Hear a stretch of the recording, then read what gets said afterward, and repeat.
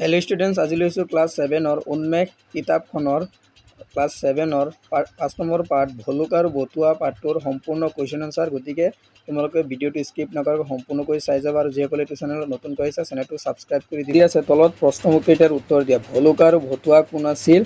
ভলুক আৰু বটুৱা আছিল পোহনীয়া জন্তু, অৰ্থাৎ গাঁৱৰ উপমহাতৰ গাঁৱৰ ঢেকুৰা কুকুৰ আছিল, দুটা ঢেকুৰা কুকুৰ। খ নম্বৰ, মথাউৰি চিগুতে উপমাৰ আইতাকৰ পৰিয়ালটো ক'ত আছিল? মথাউৰি চিগুতে উপমাৰ আইতাকৰ পৰিয়ালটো তেওঁলোকে ৰাস্তাত আছিল, ৰাস্তাত বা ঘাইপথত আশ্ৰয় লৈছিল।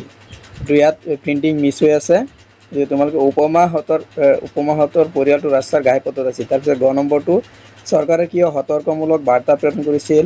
বানপানীৰ দৰে প্ৰাকৃতিক দুৰ্যোগৰ পৰা ৰাইজক সতৰ্ক কৰি সুৰক্ষিত স্থানলৈ যাবলৈ চৰকাৰে এই বাৰ্তা প্ৰেৰণ কৰিছিল। তাৰপিছত আছে ঘ নম্বৰ, উপমাহঁতৰ আইতাকে ভূমিকম্প আহোঁতে কোলাত কি লৈ ওলাই আহিছিল?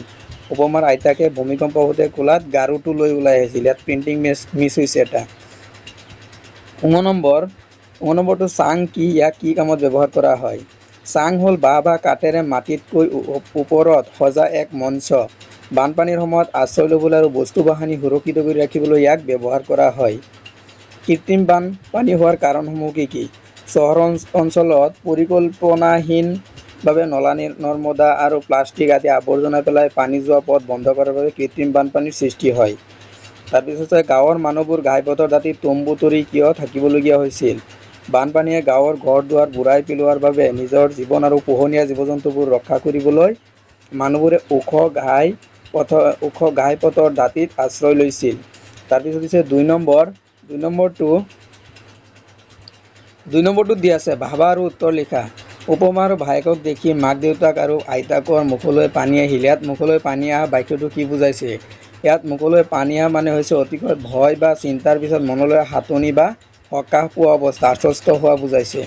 খ নম্বৰ, দুৰ্যোগ আহিলে বাঘে চাগে একেটা গাঁতত পানী খায়। ইয়াত কথাখিনি কি বুজাইছে? ইয়াৰ অৰ্থ হ'ল ডাঙৰ বিপদ বা দুৰ্যোগৰ সময়ত মানুহে পুৰণি শত্ৰুতা বা ভেদাভেদ পাহৰি সকলোৱে মিলিজুলি এক হৈ পৰে। তাৰ পিছত আছে, দুয়োৰে মাজত অহিনকুল সম্বন্ধ। ইয়াত অহিনকুল সম্বন্ধ কেনেকুৱা সম্বন্ধৰ কথা কৈছে? অহিনকুল সম্বন্ধই গুৰ শত্ৰু বা চৰম বিৰোধ থকা সম্বন্ধক বুজাইছে, যেনে সাপ আৰু নেউলৰ শত্ৰুতা যেনেধৰণৰ। তাৰপাছত আছে ৩ নম্বৰ, দলত আলোচনা কৰি লিখা। কৃত্ৰিম বানপানীৰ ফলত মানুহৰ কি কি অসুবিধা হয়?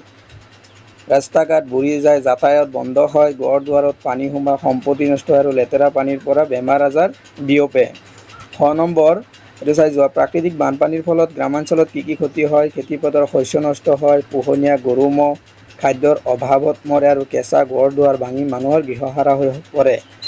তাৰপিছত পাঠত উল্লেখ থকা কাৰণ দুটাৰ উপৰি আৰু আন কি কাৰণত কৃত্ৰিম বানপানী হ'ব পাৰে?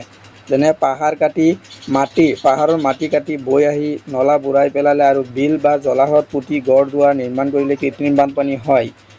৪ নম্বৰ আছে, ইয়াত এটা শিৰোনাম দিয়া আছে, ইয়াৰ কাৰণ ব্যাখ্যা কৰা। শিৰোনামা দুৰ্যোগ আৰু একতা কাৰণ পাঠীত বানপানীৰ দৰে দুৰ্যোগৰ কষ্ট আৰু সেই সময়ত মানুহলৈ ইজনে সিজনক সহায় কৰাৰ কথা বৰ্ণনা কৰা হৈছে।